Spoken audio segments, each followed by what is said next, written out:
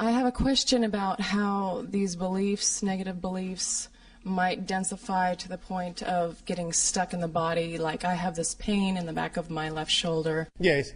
And I've tried many, many different modalities, emotional processing, acupuncture, chiropractics, Yeah. that kind of thing. And when I sit in a deep meditation and let a lot of light in, it's excruciatingly painful behind my left shoulder. All right. So I kind of see that as one of those beliefs that All you right. said are... May I ask you a question? Yes. Oh, thank you. What is your resistance to being your full self?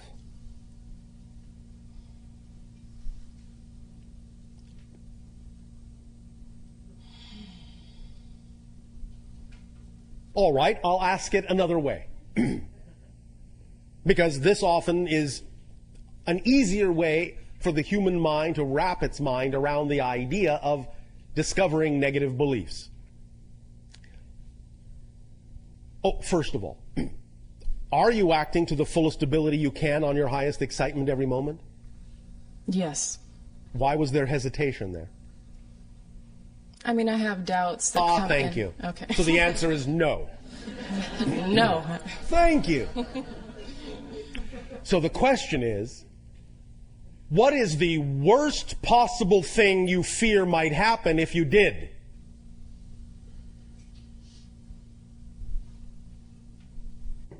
Oops.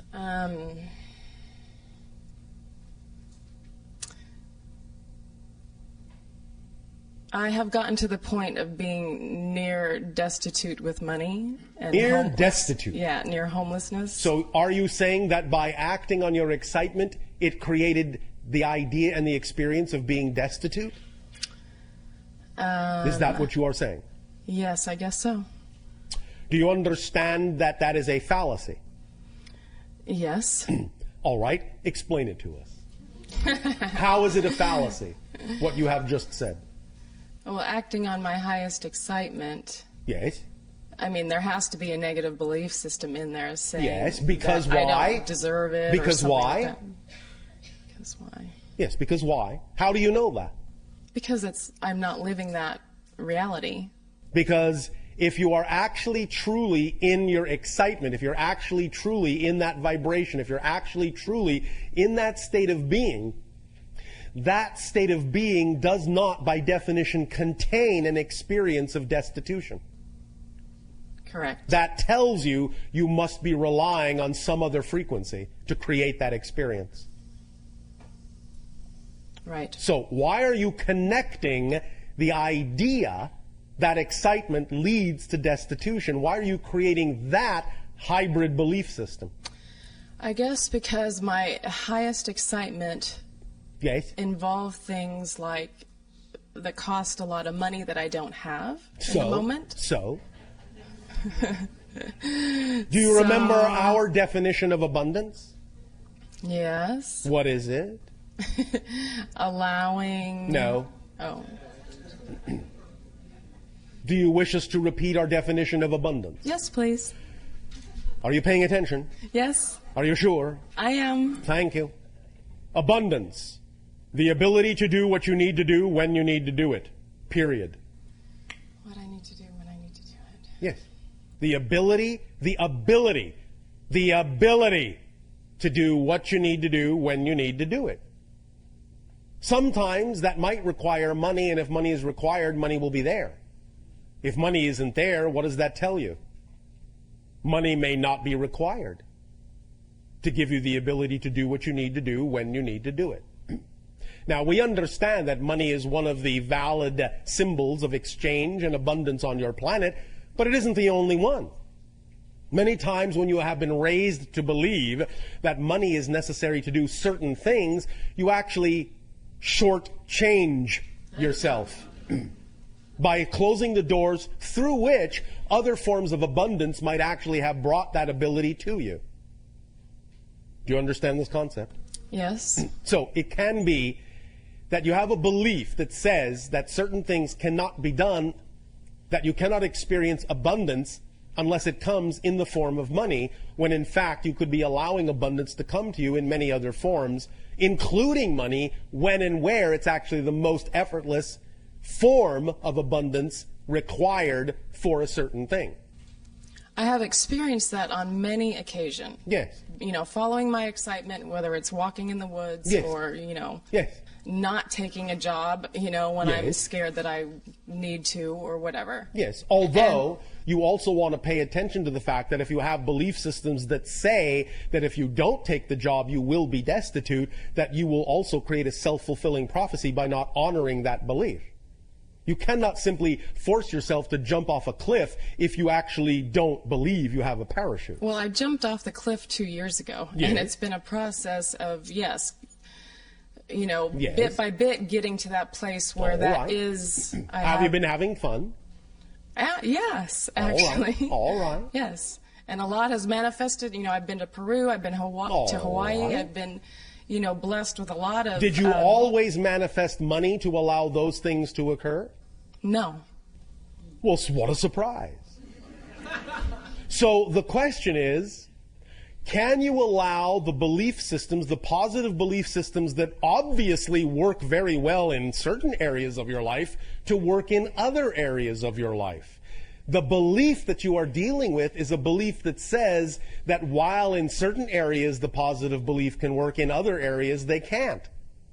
So why is that belief within you? Why are you making a differentiation in certain areas of your life where the mechanism that works just fine in one area doesn't work in another? Why the differentiation? How are you defining those areas to be so different from the areas in which the belief works just fine? I guess... That's what you need to explore, is what we are saying. Okay, great. You're making a difference where no difference needs to be made. I see. And that's the belief you have to find. I've got it, yeah. Make sense? Yes. So Does that help you? That has to do with this pain behind my shoulder that won't A lot of it, budge. yes. Okay. You're giving yourself, in a sense, a pain in the neck. Yeah.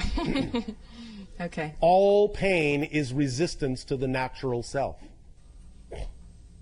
Right. You follow? Yes, I do. All right.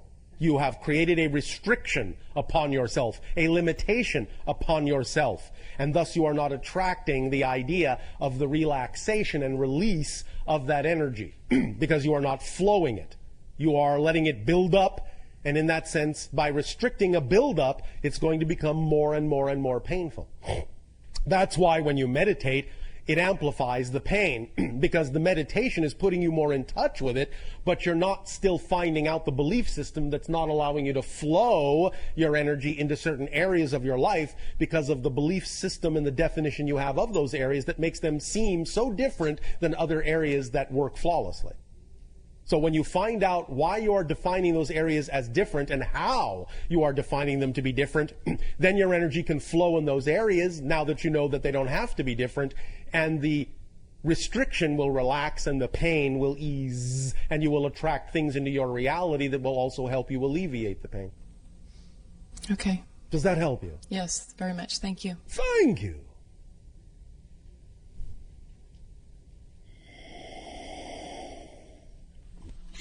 Bashar! Hello. So, you know already that I'm Yes. excited to be here. So, a couple of general, sort of larger questions about the collective unconscious core beliefs. Yes. Well, I think it was Thoreau said the majority of men lead lives of quiet desperation. And All right. I'm just sort of wondering, as you are able to peruse the planet, Yes. what's the percentage right now of being locked into these negative beliefs that is bringing the planet into a more negative state? And It's how not that will... going into a more negative state. It is actually heading toward a more positive one by getting all the negativity out in the open and examining and dealing and integrating it. So this is a time of fleshing out of the negative. And As we have said, yes. your 2012 demarcation threshold is the time when the collective consciousness after that point will actually have slightly tipped the scales so that the collective energy of your planet will actually be slightly more positive after that date and can then snowball and expand and amplify from there. Now, this does not mean that the majority of people are experiencing positive energy. It simply means that the collective energy will be more positive. But the idea of that positive energy tipping the scales will actually come from a relatively small percentage of the population. The idea is that positive energy is integrative and expansive. So it doesn't take as many people staying in a positive state to actually tip the scales, even though there may be more people functioning in a negative state. Because people functioning in a negative state are not cohesive and don't add their energy. It's not, in that sense, cumulative. It's only individualized. So the idea is that there will be just enough positively oriented people on the planet after 2012 so that the collective energy will be generally positive, which will give the remaining negatively oriented people more opportunity to choose positive energy, but it doesn't necessarily mean that they have to. But what's going on is what you said. Many of the negative belief systems are being brought out into the open in a kind of flushing out system so that people can decide for themselves which way they would prefer to go, what kind of a world they would prefer to have. Sure, so obviously microcosmically that's what's happening as well. This is our period of cleansing internally. Yes. Yes. Okay, thank you so much. Or at least your period of opportunity to cleanse. Whether you actually take the action to cleanse is still left up to each individual. Right. So may I ask another? That was a question. Whoops. Okay, so I just went through a Millionaire Mind intensive from 9 in the morning to 11 at night for the last 2 days and decided I'm here for the third day. Oh, all right. I'm wondering, yeah, that was quite an experience. Yes. I'm wondering, is there a collective unconscious belief about money that is in the act of change? Well, obviously there is. Yes, obviously there is. Otherwise the banks wouldn't be folding. But yes. How can we align ourselves with a more positive core belief about money to assist all of us towards more abundance right now in this place where we are collectively? Eventually, the idea of your system of exchange will actually be based on the idea of what people themselves bring to the party, as opposed to an arbitrary medium. Right, so it's a more individual application of our gifts and talents is what we should focus on. Is that correct? The thing to focus on always is to follow your joy, and if your joy brings you to the creation of a new system that can be put in place when the old one crumbles or before the old one crumbles, you will slowly replace the systems that way. Right. So you will not change the systems that are there. You will invent new systems that are part and parcel of your highest joy so that they will be in place when the old ones no longer work. But what we are simply saying is that as we scan your collective energy, we can tell that eventually, not tomorrow, not the day after tomorrow, maybe not even for several years, but eventually, maybe within your lifetimes, you will start to see the beginnings of a new exchange system that will actually be based on the people themselves and what they have to give, and an exchange in that context as opposed to arbitrary modalities of exchange that are only symbolic. That is, to me, like so exciting. I just want to dance right now. Go ahead. Woohoo! Thank you. You know I'm just containing myself. And the Why? I know, but because I get disciplined by others around me as I express joy for everything you're telling me. Anyone going to discipline her? I'm just always so, I can't believe how people sit down and take this information when, it's really just an amazing process that is about our liberation. And at the same time, obviously, it is within your belief system to believe that people can take the information sitting down, since obviously you are creating in your reality a bunch of people around you sitting down. Not my choice, but... Not your personal choice. Right. But obviously you are willing to allow other people to interpret this information in their own way. Sure, of course. Thank you. Of course. So the one last question, if I may... May she? Yes. Did you need permission? Yeah, because I don't want to steal anyone else's time. It is all well and good to be considerate. Nevertheless, you already knew that you could ask another question. Thank you. Thank you. Okay, now I'm getting emotional. All right. So... You talk about that moment, which is, I think it's kind of like the crux of the paradox, where Yes. you're smack dab in the very center, looking at Smack dab. Yes, you're looking at the no choice, and so the conclusion is, I don't want to survive. Yes, That- in the negative belief. Yes, deep in the core of the negative structure there. Yes. It seems to me like that is also a place of tremendous potential alchemy. Like, Yes, of course. That's what yeah, we're talking about. Right, I understand that, and I know you sort of answered this question as what would I have to believe is true in order to Yes. be in this situation. But I kind of want you to expand on that moment, that quintessential moment where you're up against the wall a tiny bit more, if that's possible. All And right. How to produce the alchemy, how to allow the alchemy of that second. Is that possible? It is possible. Thank you, sir. Oh, Sirs. sir. Ooh. Sirs. Oh, all right, ma'am. Madams. Yes. Again, this can be done in many ways. It depends upon the individual. It depends upon the belief system structure as to what methodology might work best for that individual. However, one way is again to recognize the power of paradox in the following way.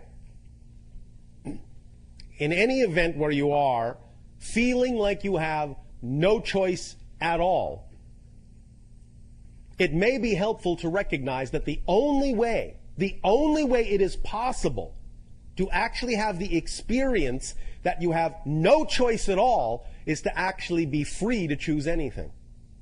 So free to choose anything that you can even choose the experience of having no choice at all. Does that make sense? Yes, no, maybe. I'm getting there. It's kind of like living inside your anonymity, or I don't know. It's asking yourself, how did it come down to the idea that there is no other choice here? Because again, there's a negative and a positive side to this. The idea of the negative side of having no other choice can lead to the idea of true self-annihilation in the form of suicide. Not really self-annihilation, but a transition, but annihilation of the physical personality. The idea of no choice at all in the positive sense is that your passion is so representative of your true vibration that nothing else seems logical to choose. That there is no other choice but that one. So you can look at it from both sides. Having no choice doesn't in and of itself need to be a negative thing. It can be a positive thing. So the first realization is that even the issue of having no choice can also be positive as well as negative. That can lead to the realization that if you are able, if you're capable of actually arriving at an experience where it seems like you have no choice at all in the negative sense, that the only way you could possibly be having that experience is if you had been given the choice to have that experience, which means you have other choices. Right, you have all choice, right? Yes. So that fine line is walking. It seems to me it's the same line, the line of no choice and all choice. You're Yes. as close. Let me put it another way. Let me put it in terms that might be considered somewhat scientific on your planet, using the vernacular, using the example that is referred to as entropy. The idea that your scientists have expressed is that when all things, shall we say, in the universe, in creation, give off their energy, give off all their energy, when everything breaks down so that there is no more exchange, no more difference between anything, when it's all homogeneous and no more energy exchange exists, no more action can occur, if you actually look at that state from another point of view, you will realize that once complete and total entropy and non-action has been achieved, everything is equal. There is no way to tell anything apart from anything else. Then in that state of being, anything goes. Which means that it can actually start to recrystallize. It can actually start to reclump. It can actually start to redifferentiate. So from absolute entropy can actually come the seed of a new creation, the seed of a new Big Bang, so to speak. Because once you arrive at a place where everything is absolutely equalized, then anything can happen, because space and time, you don't know what direction anything is going in at all. It's all the same. So it might as well be going in any direction you prefer it to go in. And thus, by having that very thought, it brings everything into action following that thought, because that thought now is all there is for anything to take its cue from. Does that make sense? Yes. So when you arrive at the idea of having no choice, it's very similar to the idea of everything being equal, of not seeing any other direction to go in because there is simply no other action to take. And when there is no action to take in any direction at all, then you can actually take any action you wish, because when there is no action to take, all the rules are gone. Everything is gone. There are no more limitations at all, whatsoever. So you can do anything from that point. So having no choice, paradoxically, means you have every choice. Because once you have no choice, there are no rules, there are no limitations. Is that why I personally straddle that line so much? Because I'm seeking this tremendous liberation? You are doing that particular balancing act as a exploration of a theme. Yes. Okay. Does that help you? Yes. When will it be over? Never. Why would you want it to be over? Does that mean that you are not allowing yourself to define this experience in a positive way? Because all you're actually asking is the question, when will I choose to have the experience in a positive way? When will I choose to define it in a positive way? Because when I define it in a positive way, I'll never want it to end. Yes, to live more in the infinity. Instead of walking on the line between the two. Yes. I would, is there a way to walking jump on off? The line between the two is experiencing the balance of infinity, if you define it that way. See, what we are saying is you can define it however you wish. Right. And that's what's going to determine how you're experiencing what it is you are creating. So I'm just seeing it as a negative instead Yes, of... and so you're experiencing it in a negative way. Everything is fundamentally neutral. It doesn't have built-in meaning. Walking the line between the two doesn't mean anything. You decide what it means, and when you decide what it means, the meaning you give it determines the effect you experience from it. It's as simple as that. Life is meaningless. It doesn't have built-in meaning. You give it meaning. Right. Make sense? Yes. So when will you define this experience in a positive way so that you can start experiencing it in a positive way? When? I'm asking the same question. Is the key... Is the answer now? If you give it to me. The answer is now if you want it. I want it. But I can't give it to you if you won't take it. I will take it gladly. Then why will you take it from me and not from yourself? I get confused about finding my way to it. I think There is no way to find. Right. Maybe that's part of the difficulty, is that you have created a definition that says there is some kind of intricate path or search that must be done in order to find it, instead of recognizing that it's simply right here and right now. What do you think? So I'm good to go, is what you're saying. You are good to go if you believe you're good to go. Right. But don't take my word for it. Take your word for it. Again, I remind you all of a little secret. When you speak to us, you are speaking to your higher self, but allowing us to disguise your higher self in our personality template. But you're speaking to your higher self. So when we say, yes, you have it, go, you're telling yourself that.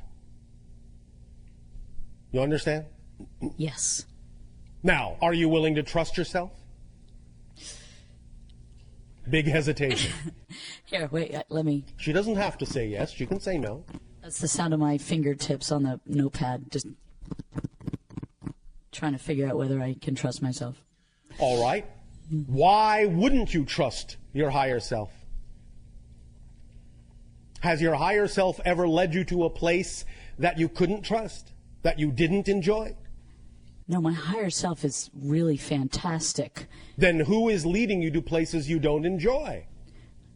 That other one. Yes, that physical persona that is full of negative beliefs. Yes. And So wow. if your physical persona full of negative beliefs is leading you to places you don't enjoy, why do you keep following it? I don't know. Yes, you do. I do? Yes. You obviously have a belief that says you must follow it. So find out what that belief is, and when you identify that belief, you won't follow it to those places anymore. Right. I know what you said is true. Well, then. But I don't know what it is. But you will when you discover, when you explore, when you investigate what you would have to believe is true in order to be motivated to follow your negative beliefs to a place of discomfort. Right. You still have to do that exploration and find out what that belief is that you've attached to your motivational mechanism that motivates you to follow your negative self. I was under the belief that that's all I'm doing is that work, but I'm not. You can learn what you need to learn in any way you wish to. The idea of, shall we say, believing in karma is the realization that karma is self-imposed. Thus, then, once you understand karma is self-imposed, you have no karma anymore. So if you realize that you are simply imposing this methodology on yourself, and realize that there are other ways in which you could learn the same lessons, by all means, choose other ways. Yes? Yes. Thank you. Thank you very much, and everyone, too. You are welcome. Thank you, Bashar. For these brief moments before your nutritional break, all of you become very relaxed.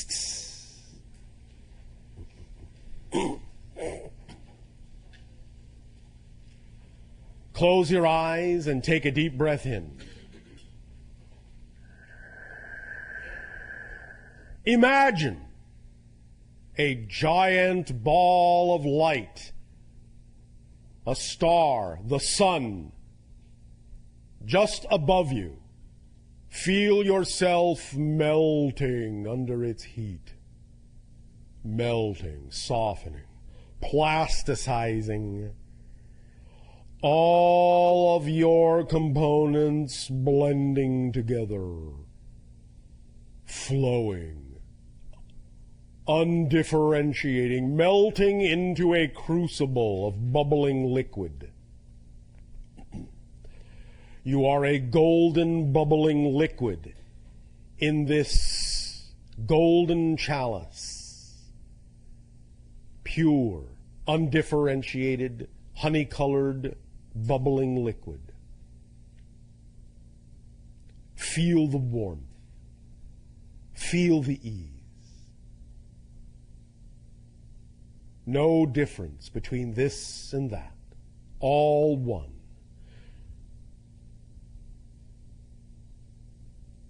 Bubbling, bubbling, bubbling. Feel the sun recede.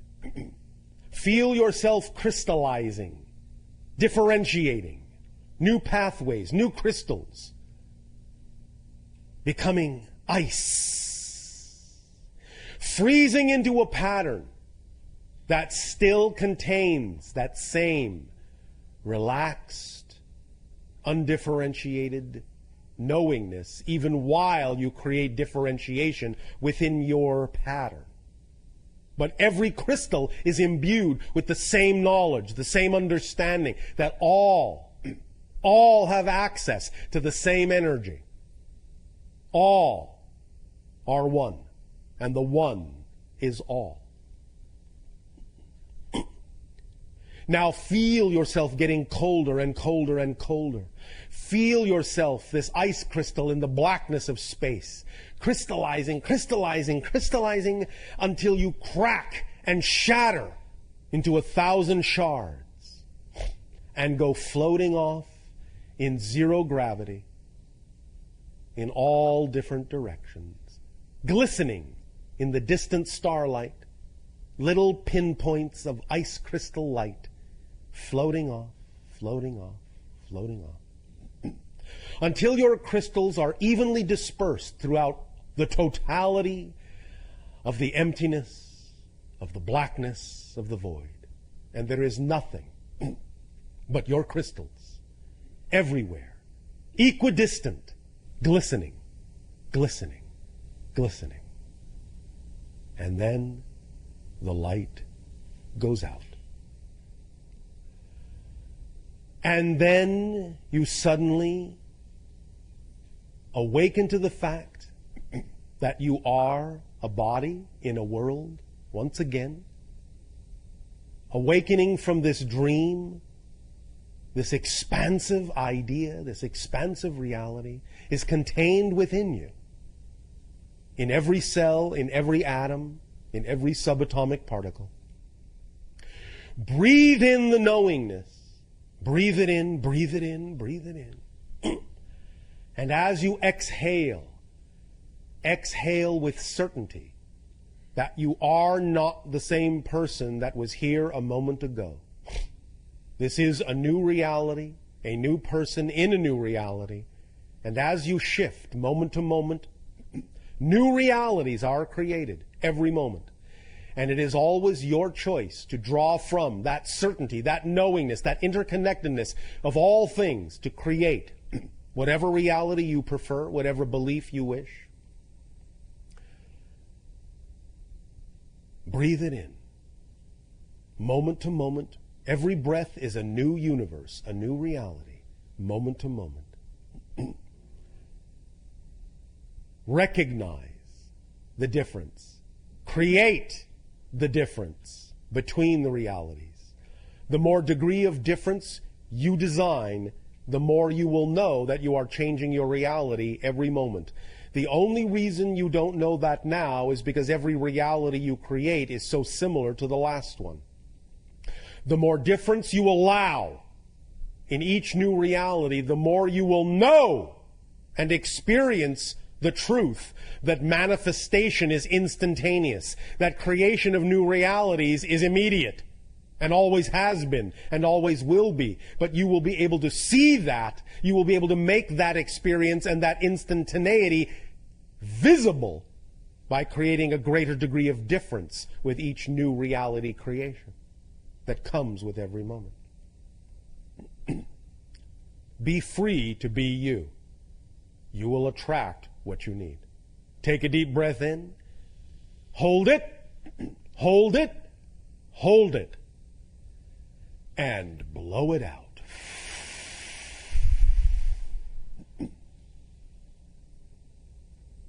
Take a deep breath in. Hold it. Hold it.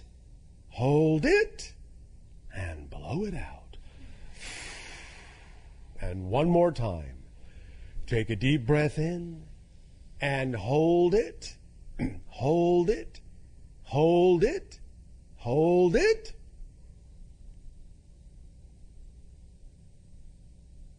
Well, what are you waiting for? Let it out. You need no one's permission to breathe. Open your eyes. Feel the tingling sensation of new energy rewiring your brain.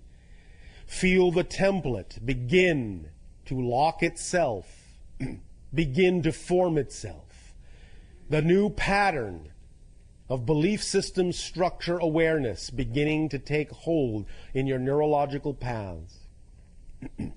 And now you will go and nourish yourself to prepare for the third part of this transmission, where we will burn that template into your neurological patterns. Enjoy your break. Good day.